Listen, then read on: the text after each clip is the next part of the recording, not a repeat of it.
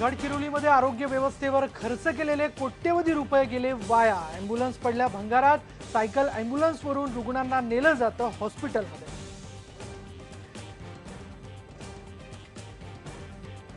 नमस्कार, मी विशाल। आपण पाहताय महाराष्ट्र नमा बुलेटिन। आता आज आपण बघणार आहोत एका अशा भागामधली आरोग्य व्यवस्थेच्या संदर्भातली परिस्थिती जी बघून निश्चितपणे आपण विचलित व्हाल। आपल्याला शहरामध्ये जर आरोग्य व्यवस्थेला घेऊन कोणती सुविधा नाही मिळाली तर आपण निश्चितपणे त्याचा मोठा त्रागा करतो, पण आदिवासी भागांमधल्या या रुग्णांना अगदी गंभीर अवस्था त्यांच्या बाबत झाली तर त्यांना अँब्युलन्स देखील तिथे उपलब्ध होताना दिसत नाहीये। त्याचबद्दल आपल्याला जाणून घ्यायचं आहे, पण त्यापूर्वी एक नजर इतरही हेडलाईन्सवर।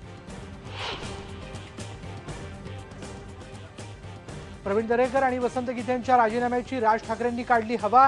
राजीनामे स्वीकारले, पण नाराजांना केलं बेदखल। नाशिकमधल्या नगरसेवक पदाधिकाऱ्यांनी पाडलं गीतेंना एकाकी।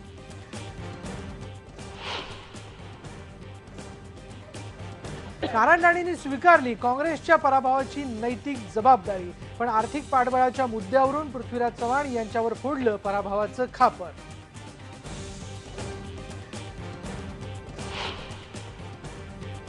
निर्णय क्षमता तो वो खुद निर्णय नहीं ले सकते जब तक दिल्ली से आदेश नहीं आता है। हमारे जैसे ही उधर भी नव्या राज्य सरकारवर नारायण राणेंची सडकून टीका। निर्णयासाठी राज्याचं मंत्रिमंडळ केंद्रावर अवलंबून असल्याचा आरोप। शिवसेनेनं सत्तेसाठी लाचारी पत्करल्याचा टोला।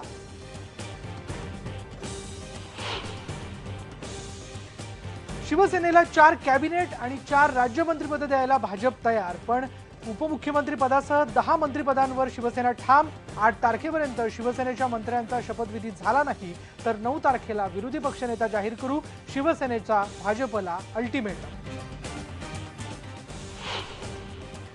येणाऱ्या महिना दीड महिन्यामध्ये चंद्रपूर जिल्ह्याची दारूबंदी करायची म्हणजे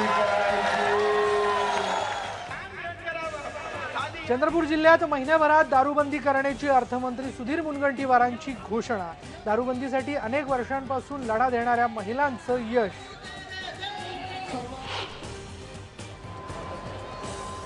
राज्यात आज पाळण्यात आला मोहरम।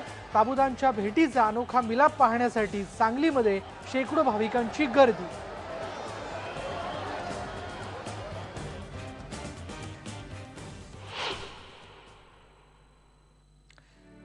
ज्येष्ठ अभिनेते सदाशिव अमरापूरकर यांच्यावर अंत्यसंस्कार। 3ही मुलींनी दिला अग्नी। अभिनेता कार्यकर्त्याला अखेरचा निरोप देण्यासाठी लोटली चाहत्यांची गर्दी।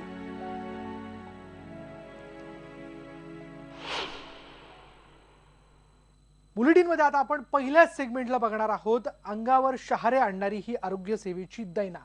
बघा, देशातल्या 25 अतिमागास जिल्ह्यांमधला एक जिल्हा म्हणजे गडचिरोली। आरोग्य व्यवस्थेवर जिल्ह्यात आतापर्यंत कोट्यवधी रुपये खर्च झालेत, मात्र अजूनही आदिवासींच्या हालअपेष्टा कमी झालेल्या दिसत नाहीत। आरोग्य केंद्राच्या इमारती बांधल्यात, पण सुविधा नाहीयेत। काही सुविधा असल्या तर डॉक्टर नाही। चांगले डॉक्टर असले तर ते दुर्गम भागात यायला तयार होत नाहीत। जिमलगट्टा या आरोग्य केंद्रात असलेली ही अँब्युलन्स गेल्या 4 वर्षांपासून भंगारात पडली आहे। देशात जे अति 25 मागास जिल्हे आहे त्या अति 25 मागास जिल्ह्यांसाठी राष्ट्रीय संविकास योजना केंद्र सरकारने सुरू केली होती आणि त्या योजनेमधूनच रुग्णवाहिका गडचिरोली जिल्ह्यात देण्यात आल्या होत्या। मात्र रुग्णवाहिकांची किती वाईट अवस्था आहे आपण बघू शकतो। इथं पूर्ण अक्षरशः आता भंगारात जाण्याच्या अवस्थेत ही रुग्णवाहिका येऊन पोहोचलेली आहे। 10 वर्षापूर्वी या जिमलगट्टाच्या प्राथमिक आरोग्य केंद्रासाठी ही रुग्णवाहिका देण्यात आली होती, मात्र गेल्या काही वर्षापासून ही रुग्णवाहिका इथं उभी आहे, अजूनही चांगल्या अवस्थेत आहे। हिला जर इथं वापर केला तर ही रुग्णांसाठी वापर होऊ शकतो, मात्र डॉक्टर इथं ड्रायव्हर नाही आहे किंवा अन्य तांत्रिक कारणामुळे हे पूर्ण आता भंगारात जाण्याच्या अवस्थेत येऊन पोहोचलेली आहे। एकूणच या रुग्णवाहिकेची अवस्था चांगली आहे, मात्र वेळेमध्ये हिचा वापर करणं आवश्यक आहे। रुग्णवाहिका नसल्यामुळे दुर्गम भागात रुग्णांना अक्षरशः खाटेवर रुग्णालयापर्यंत जावं लागत आहे। मध्ये त्यांचा जीव जातो। गरोदर माता वेळेवर पोहोचू शकत नाही, त्यांची बैलबंडीमध्ये डिलिव्हरी होते, असा प्रकार इथं घडलेला आहे आणि त्याच्यामध्ये एका मुलाचा जीव सुद्धा गेलेला आहे। आपण या भागात असलेल्या नागरिकांना विचारूया की नेमकं रुग्णवाहिका नसल्यामुळे किती वाईट अवस्था होत आहे। या भागात रुग्णवाहिका नसल्यामुळे गेल्या काही दिवसांपूर्वी बैबंडीमध्ये एका महिलेची प्रसूती झाली होती आणि त्या मुलाचा मृत्यू झालेला आहे। नेमकं काय घडलं, काय अवस्था आहे? त्या दिवशी ते गरोदर मातेच्या प्रसूती वेदना वाढलेल्या होत्या. तर इथं जिमलगट्टा प्राथमिक आरोग्य केंद्रात ॲम्ब्युलन्स उपलब्ध असल्यामुळे त्यांना रुग्णवाहिका उपलब्ध होऊ शकली नाही. त्यामुळे नाईलाजास्तव इथून 10 किलोमीटरवर असलेल्या येनकाबंडा गावातील सुशीला श्रीराम ही गरोदर मातेला बैलबंडीतून आणावे लागले. तर याच्यात येता येता तिच्या प्रसूतीच्या वेदना वाढू लागल्या आणि मधातच ते बैलबंडीतच प्रसूती झाली होती तिची.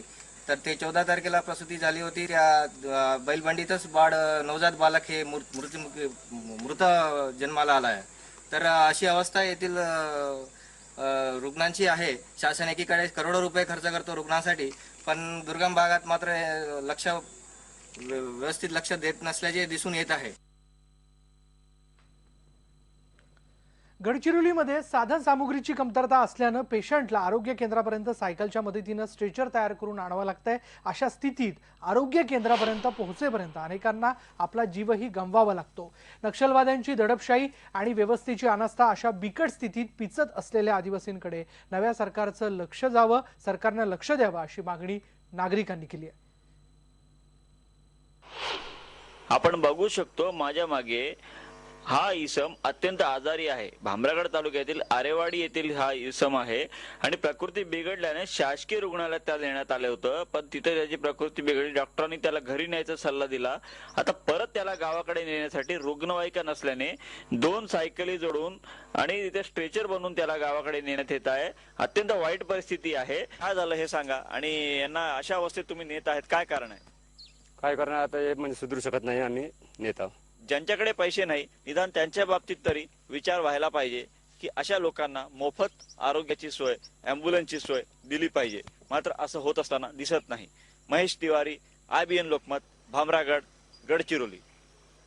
आपण पुन्हा हे दृश्य पाहू शकतो. गडचिरोलीमधल्या सर्वसामान्य नागरिकांना कशा प्रकारे सरकारी अनास्थेचा फटका बसतोय ते आपण पाहतोय. एकीकडे कोट्यवधी रुपये खर्चून आणलेल्या ॲम्ब्युलन्स भंगारात पडल्यात, तर दुसरीकडे पेशंट्सना हॉस्पिटलमध्ये नेण्यासाठी चक्क सायकली जोडून ॲम्ब्युलन्स तयार करण्यात आली आहे.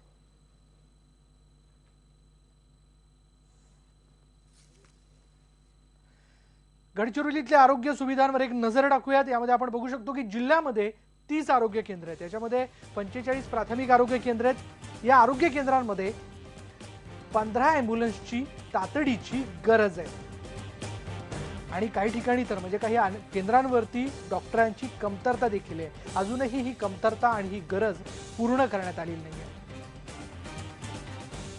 यानंतर आपण जाणून घेणार आहोत राजकीय घडामोडी. बातमी आहे मनसेच्या संदर्भातली. मनसेत नाराज असलेल्या नेते आणि कार्यकर्त्यांचे राजीनामे स्वीकारत मनसे अध्यक्ष राज ठाकरे यांनी त्यांच्या बंडातली हवा काढली आहे. सर्व नेत्यांचे राजीनामे स्वीकारत असल्याचं पत्रच राज ठाकरे यांनी काढलंय. राजीनामा दिलेल्या सर्व पदाधिकाऱ्यांचे राजीनामे स्वीकारत आहे असं सांगत बंड करणाऱ्यांना बाहेरचा रस्ता खुला आहे असाच इशारा त्यांनी दिलाय. तर या परिस्थितीत माझ्यासोबत कोण आहे हे मला समजेल असं सांगत राज ठाकरे यांनी उर्वरित पदाधिकाऱ्यांना भावनिक आवाहन केलंय. प्रवीण दरेकर आणि वसंत गीते यासारख्या नेत्यांनी पदाचे राजीनामे दिल्यानंतर पक्षात मोठी खळबळ माजली होती. पक्षाची पुनर्बांधणी करण्यासाठी राज ठाकरे यांनी राज्यव्यापी दौऱ्याचं नियोजन देखील केलं होतं, पण कौटुंबिक कारणामुळे हा नियोजित दौरा पुढे ढकलण्यात आलाय. अशा परिस्थितीत बंडाचं लोण पसरू नये यासाठी राज ठाकरे यांनी हे राजस्त्र वापरलंय असं बोललं जात आहे. नाशिकमध्ये मनसेचे नेते वसंत गीते यांचं बंड आता थंड पडलंय. गीते यांना काल सरचिटणीस पदाचा त्यांनी राजीनामा दिला होता आणि त्यानंतर मनसेच्या नगरसेवकांनी बैठक बोलावून शक्ती प्रदर्शनही केलं होतं. मात्र राज ठाकरे यांनी नाशिक दौरा रद्द केलाय. 2 दिवसांपूर्वी त्यांच्या मुलीला अपघात झाला होता आणि त्यामुळे त्यांनी नाशिक दौरा रद्द केल्याचं सांगण्यात येत आहे. मात्र त्यानिमित्तानं गीतेंना एकाकी पाडण्यात मनसेला यश आल्याचं चित्र आहे.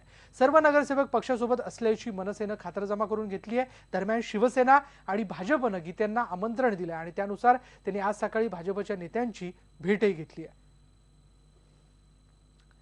दुसरीकडे काँग्रेसचे प्रचार समिती प्रमुख नारायण राणे यांनी आज एक पत्रकार परिषद घेतली आणि या पत्रकार परिषदेत एकीकडे राणेंनी पराभवाची नैतिक जबाबदारी स्वीकारत असल्याचं जाहीर केलं आणि दुसरीकडे अप्रत्यक्षपणे माझ्या माझ्या मुख्यमंत्र्यांवरतीही त्यांनी पराभवाचं खापर फोडलेलं आहे। उमेदवारांना पुरेशी आर्थिक रसद न मिळाल्यानं पराभव झाला। रसद पुरवण्याची जबाबदारी मुख्यमंत्र्यांची असते असं त्यांनी सांगितलं। त्याशिवाय त्यांनी नवनिर्वाचित राज्य सरकारवर कडाडून टीका केली आहे। देवेंद्र फडणवीसांकडे निर्णय क्षमता नाही, राज्य सरकार आमच्याप्रमाणेच निर्णयासाठी दिल्लीवर अवलंबून आहे असा टोलाही त्यांनी लगावला। शिवसेनेने सध्या स्वीकारलेली लाचार भूमिका ही फक्त उद्धव ठाकरेंच्या स्वार्थासाठी असल्याची टीका नारायण राणेंनी केली आहे। पहिले जे काही 2-4 ओळी तुम्ही म्हणालात पैसे पोचले नाही, वस्तुस्थिती खरी आहे। कारण मी फिरत असताना सर्व उमेदवारच सांगत होते किंवा पैसे मिळाले, वस्तुस्थिती खरी आहे।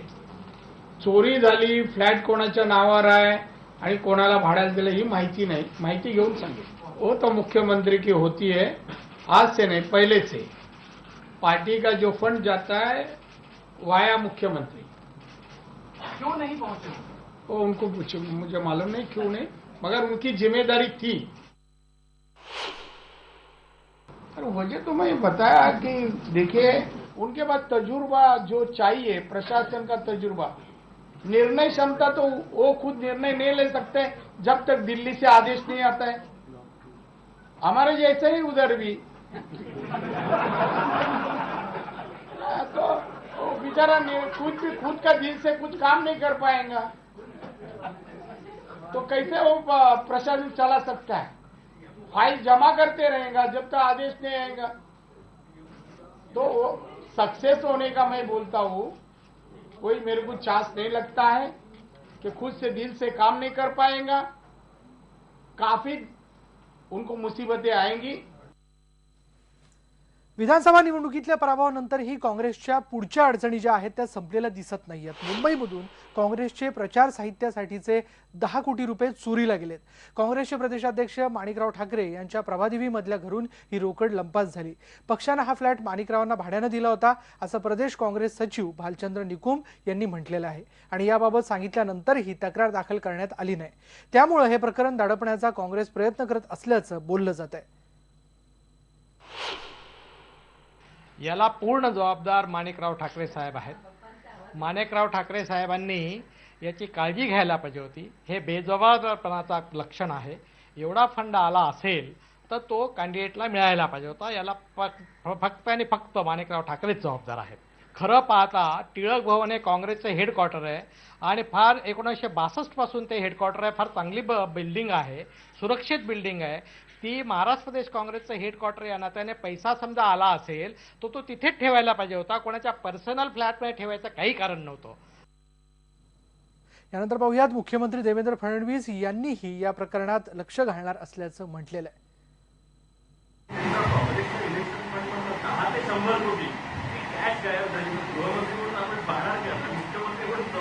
नाही, मी ते गृहमंत्री म्हणून नाही, मी नगरविकास मंत्री म्हणून त्या सगळ्या प्रकरणांचा रिव्ह्यू करणार आहे।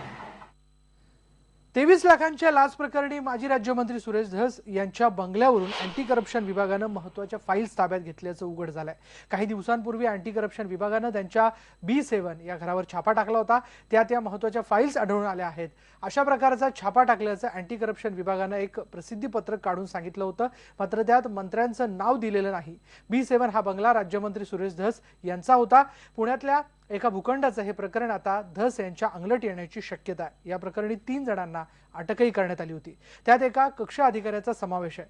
महसूल राज्यमंत्री असताना हे प्रकरण सोडवण्यासाठी धस यांच्या माणसानं लाच मागितल्याची तक्रार अँटी करप्शन विभागाकडे करण्यात आली होती आणि दरम्यान महसूल विभागाचे कक्ष अधिकारी संजय सुराडकर यांच्या घरी महसूल विभागाच्या 90 फाईल्स सापडल्यात। त्यांना 23 लाखांच्या लाच प्रकरणात अँटी करप्शन विभागानं अटक केली आहे। सुराडकर यांच्या खिशात लाचेची 1 लाखाची रक्कमही सापडली। सध्या भाजप आणि शिवसेनेमध्ये मंत्रिपदावरून चांगलीच रस्सीखेच सुरू आहे। शिवसेनेला 4 कॅबिनेट आणि 4 राज्यमंत्रीपदे देण्याची भाजपची तयारी आहे, पण शिवसेना उपमुख्यमंत्रीपदासह 10 मंत्रिपदावर ठाम आहे। उपमुख्यमंत्रीपद नसेल तर 6 कॅबिनेट आणि 6 राज्यमंत्रीपदाची शिवसेनेची मागणी आहे। मंत्रिपदाबाबत चर्चेचं गुऱ्हाळ अजूनही सुरूच आहे।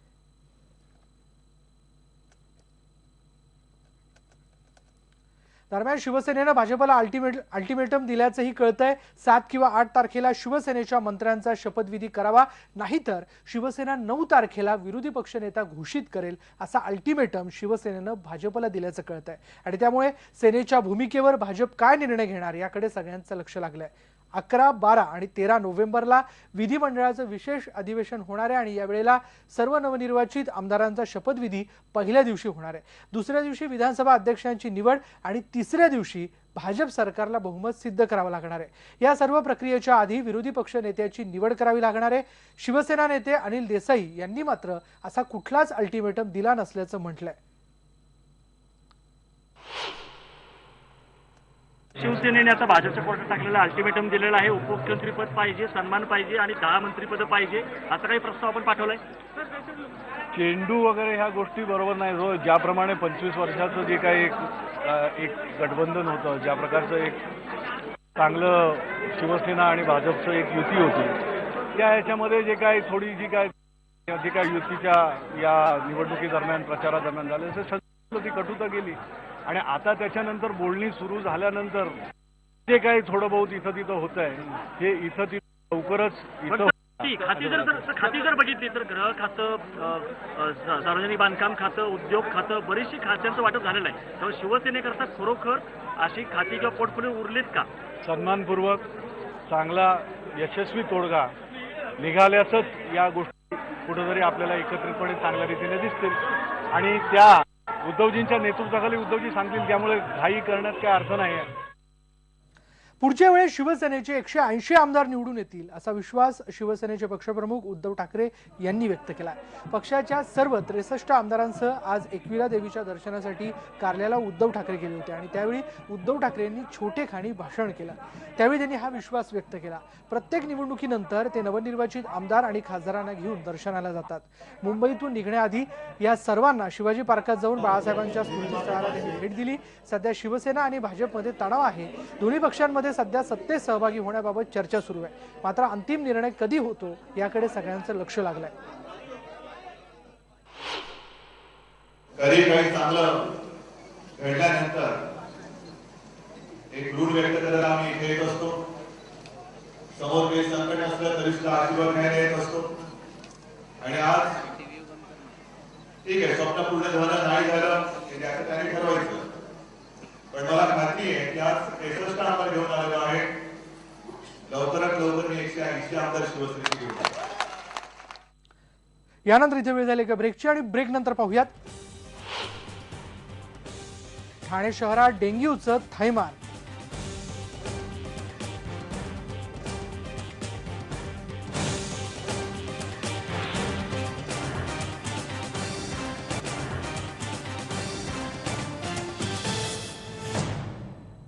ब्रेकनंतर बातमी आहे चंद्रपूर जिल्ह्यातनं। चंद्रपूर जिल्ह्यात एका महिन्यात दारूबंदी करण्याची घोषणा नवे अर्थमंत्री आणि चंद्रपूरचे आमदार सुनील मुनगंटीवार यांनी केली आहे। मंत्री झाल्यानंतर काल ते पहिल्यांदा चंद्रपूरला गेले। चंद्रपुरातल्या गांधी चौकात त्यांचा सत्कार करण्यात आला आणि यावेळी मुनगंटीवार यांनी महिन्याभरात चंद्रपुरात दारूबंदी करणार असल्याची घोषणा केली। चंद्रपूरमधल्या महिला गेल्या 3 वर्षांपासून दारूबंदीसाठी लढा देतात। सामाजिक कार्यकर्त्या पारोमिता गोस्वामी यांच्या नेतृत्वाखाली हे आंदोलन सुरू आहे। माजी मुख्यमंत्र्यांनीही दारूबंदीचं आश्वासन दिलं होतं, पण ते पूर्ण केलं नाही आणि त्यामुळे गेल्या ऑगस्ट महिन्यात या महिलांनी चक्क मुंडन करून दारूला असलेला तीव्र निषेध व्यक्त केला होता। स्वतः मुनगंटीवार यांनी प्रचारादरम्यान निवडून आल्यानंतर दारूबंदी करण्याचं आश्वासन दिलं होतं।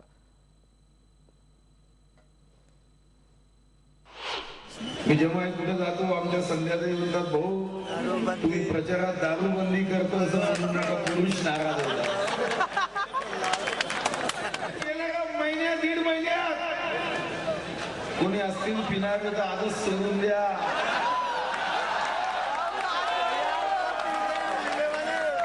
येणाऱ्या महिन्या 1.5 महिन्यामध्ये चंद्रपूर जिल्ह्याची दारूबंदी करायची म्हणजे करायची।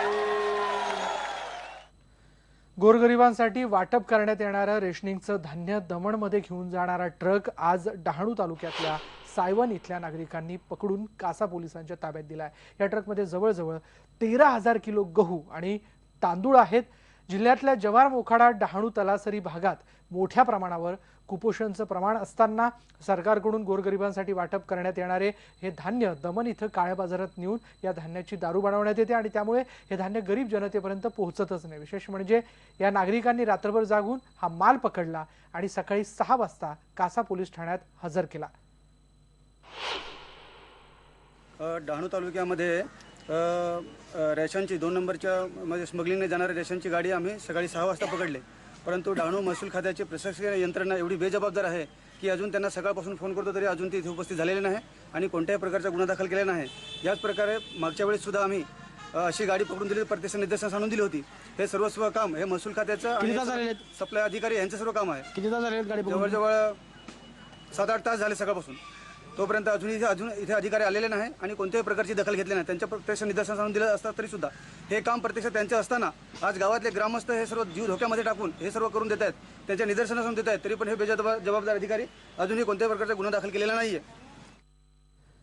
यानंतर बातमी जाणून घेऊया डेंग्यू बद्दलची। ठाणे शहरातही डेंग्यूनं थैमान घातलंय। गेल्या 10 महिन्यात एकूण 68 जणांना डेंग्यू झाल्याचं स्पष्ट झालंय। पण धक्कादायक म्हणजे शहरातल्या एकाच बिल्डिंग मधल्या 25 जणांना ही डेंग्यूची लागण झाली आणि यामध्ये पालिकेतल्या शिवसेनेच्या प्रतिनिधींसोबतच एका डॉक्टरचाही समावेश आहे। लुईसवाडी परिसरातल्या मैत्री टॉवरमध्ये राहणाऱ्या रहिवाशांना डेंग्यूनं ग्रासलंय। पालिकेनं उपाययोजना केल्याचं सांगण्यात येत आहे, पण प्रत्यक्षात पालिकेकडून दुर्लक्ष केल्याचं समोर आलंय। दिवसेंदिवस घरात साठवून ठेवण्यात आलेल्या पाण्यामुळे जरी डेंग्यूची लागण होत असली तरी पालिकेच्या वतीने एकूण 130 कर्मचारी तैनात करण्यात आलेत। त्यांनी गेल्या महिनाभरात शहरातल्या 200 घरांची तपासणी केली असून गेल्या 10 महिन्यात केवळ एकाच व्यक्तीचा डेंग्यूमुळे मृत्यू झाल्याची माहिती पालिकेच्या अधिकाऱ्यांना दिली आहे। तर 1 लाख लोकांनी गेल्या 10 महिन्यात रक्ताची तपासणी केल्याचं अधिकाऱ्यांनी सांगितलंय। ठाणे जिल्हा हा डेंग्यू आजाराला घेऊन आघाडीवर दिसतोय। आपण बघूयात की जानेवारी ते ऑक्टोबर दरम्यान 525 जणांना ठाण्यामध्ये डेंग्यूची लागण झाली, तर ठाणे जिल्ह्यात डेंग्यूमुळे दोघांचा मृत्यू झालाय। तर ठाणे शहरामध्ये 244 डेंग्यू रुग्णांची नोंद झाली आहे। तर नवी मुंबईमध्ये 26 रुग्ण आढळलेले आहेत, तर कल्याण डोंबिवलीमध्ये 24 रुग्ण हे डेंग्यूचे आढळून आलेत, तर उल्हासनगर परिसरामध्ये 5 रुग्ण आढळून आलेत, तर भिवंडीमध्ये हीच रुग्णांची संख्या 14 इतकी आहे। तर मीरा भाईंदरमध्ये 120 आणि वसई विरारमध्ये 40 रुग्ण डेंग्यूचे हे आढळले। यानंतर जाणून घेऊयात इतरही बातम्या। दहीहंडीबद्दल सुप्रीम कोर्टानं महत्त्वाचा निर्णय दिला। हायकोर्टाचा निकाल सुप्रीम कोर्टानं कायम ठेवला आणि यामुळे 20 फुटांपर्यंतच्या थर लावायला कोर्टानं परवानगी दिली आहे। पण 18 वर्षांखालच्या मुलांना दहीहंडीत सहभागी होण्यावर कोर्टानं बंदी कायम ठेवली आहे।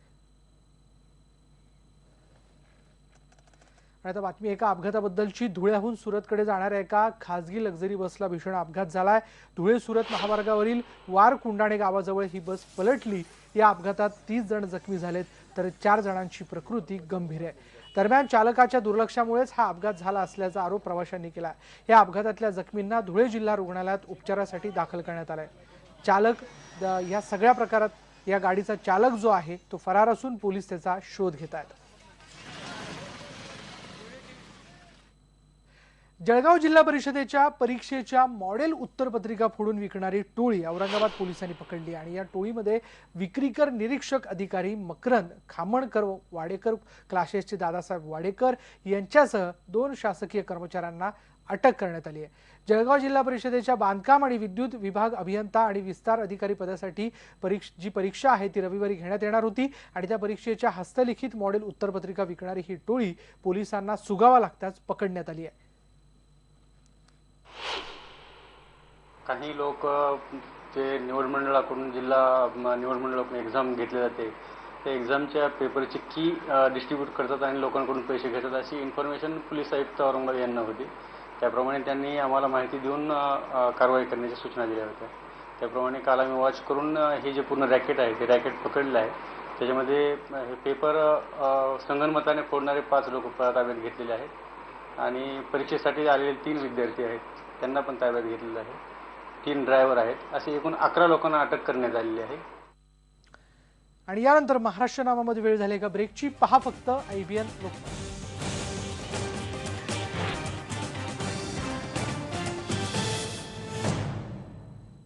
ब्रेकनंतर बातमी आजच्या मोहरमची। राज्यात आज सर्वत्र भक्तिभावानं मोहरम पाळण्यात आला। सांगली जिल्ह्यातल्या कडेगाव मोहरमला 150 वर्षांची परंपरा आहे। हा मोहरम हिंदू मुस्लिम ऐक्याचं प्रतीक मानला जातो आणि या ठिकाणी ताबुतांच्या भेटीचा अनोखा मिलाप पाहण्यासाठी आज शेकडो भाविकांनी मोठी गर्दी केली होती। कडेगावमध्ये 200 ते 250 फूट उंचीचे बांबूपासून ताबूत बनवले जातात। एक ताबूत उचलण्यासाठी 300 ते 400 भाविक लागतात। वाद्याच्या गजरात मिरवणूक काढली जाते आणि त्यानंतर ताबुतांच्या भेटीचा कार्यक्रम पार पडतो। हा सोहळा पाहण्यासाठी गुजरात, महाराष्ट्र, कर्नाटक, आंध्र प्रदेश या राज्यातले लाखो भाविक या ठिकाणी येतात। कडेगावमध्ये 14 ताबूत बसवतात, त्यातले 7 ताबूत हिंदू भाविक बसवतात।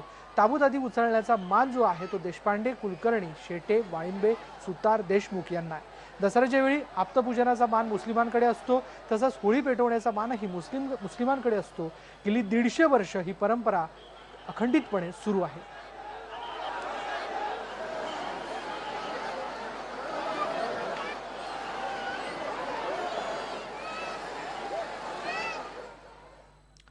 हे तर झालं मोहरम बद्दलची बातमी, पण आज आपण अखेर आपल्या एका लाडक्या अभिनेत्याला निरोप दिलेला आहे। ज्येष्ठ अभिनेते सदाशिव अमरापूरकर यांच्यावर अहमदनगरमध्ये अंत्यसंस्कार करण्यात आले।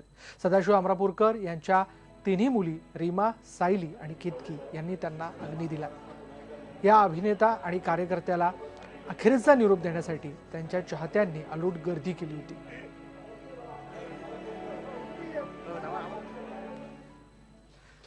आणि यानंतर या बुलेटिनमध्ये इथेच थांबणार आहोत। पहा फक्त IBN लोकमत।